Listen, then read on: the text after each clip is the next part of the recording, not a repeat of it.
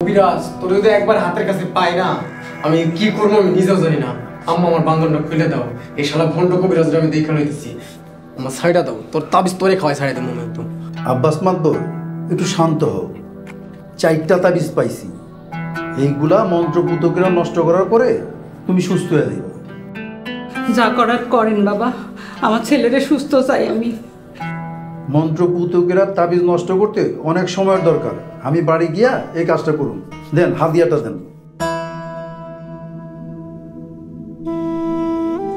আসি, আসসালামু আলাইকুম।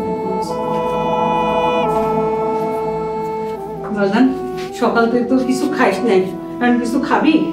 ওই ভণ্ড কবিরাজটা খাবো।